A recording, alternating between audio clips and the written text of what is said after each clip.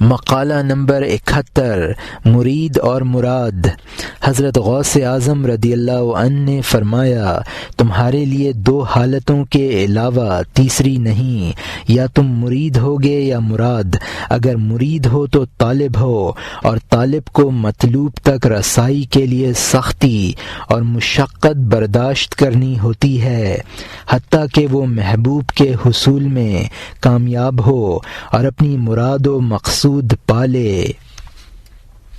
اس لیے تمہیں ہر بھاری سے بھاری بوجھ اٹھانا چاہیے اور تمام سختیاں برداشت کرنی ہوں گی۔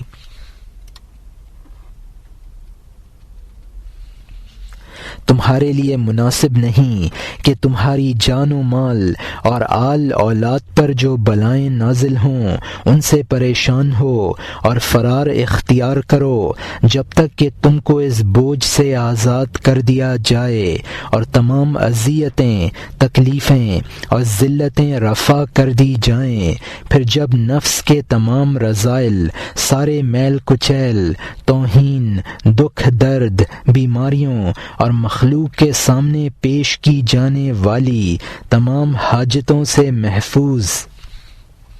و مامون کر دیے جاؤ گے تو محبوبوں اور مرادین اور مرادین کے زمرے میں داخل ہو جاؤ گے۔ اگر تم مراد ہو تو بلائیں نازل ہونے میں ہرگز باری تعالی جل شانہ پر تہمت نہ لگاؤ، اور اس کے نزدیک تمہاری جو قدر و منزلت ہے اسے شک کی نگاہ سے نہ دیکھو، کیونکہ وہ تم پر ابتلاء و آزمائش اس لیے نازل کرتا ہے کہ تمہیں مردان راہ کے درجے تک پہنچائے اور تمہیں اولیاء و ابدالین کے منازل و مقامات تک رسائی دے کر رفعت بخشے۔ کیا تمہیں پسند ہے کہ تمہاری منزل اور مقام ان کی منازل اور درجات سے کم رہے؟ اگر تم اس کمی پر راضی بھی ہو تو خدا تعالی کو یہ پسند نہیں ہے، اس لیے اس نے فرمایا، خدا تعالی کو سب علم ہے جو تم نہیں جانتے۔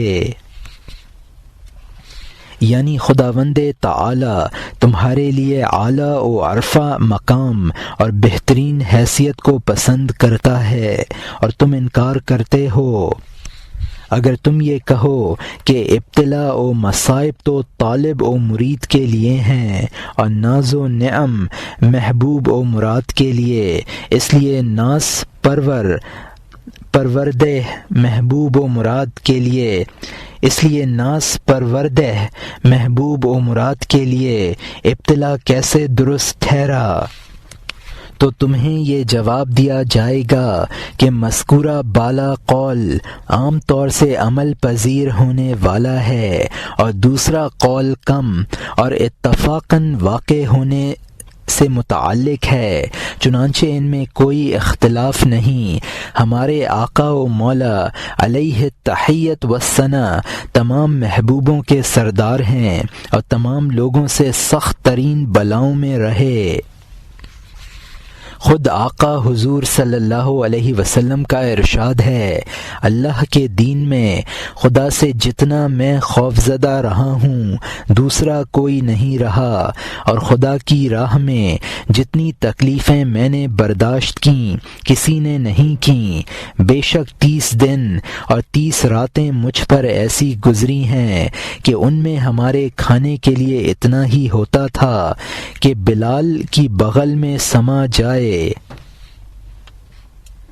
سرکار دو عالم صلی اللہ علیہ وسلم نے مزید فرمایا کہ ہم انبیاء کا گروہ بلاؤں کے نزول میں دوسرے لوگوں سے زیادہ سخت ہے، پھر اسی طرح حسب مراتب دوسرے خاصان حق ہیں۔ رسول مقبول کا ایک اور ارشاد ہے کہ میں تم سب سے زیادہ خدا کو پہچاننے والا اور تم سب سے زیادہ اس سے ڈرنے والا ہوں۔ اس سے ظاہر ہوا کہ ناز پروردہ محبوب و مراد کو کس طرح مبتلائے ابتلا کیا جاتا ہے، اور کس طرح ڈرایا جاتا ہے، اور یہ ابتلا اور خوف بہشت بری کی اعلیٰ منازل تک پہنچانے کے لیے ہوتا ہے، کیونکہ دنیا کے اعمال ہی کے بدلے میں جنت میں مراتب اور درجات بلند کیے جائیں گے۔ دنیا آخرت کی کھیتی ہے، اور انبیاء و اولیاء کے اعمال یہ ہیں کہ وہ اوامر کی بجا آوری اور نواہی سے بچنے کے بعد بلا و مصیبت میں صبر و رضا و موافقت سے کام لیتے ہیں، پھر بلائیں ان سے دور کر دی جاتی ہیں اور ناز و نعمت اور فضل سے ابد الآباد تک نوازے جاتے ہیں، اور دیدار الہی کی نعمت سے فیض یاب ہوتے ہیں۔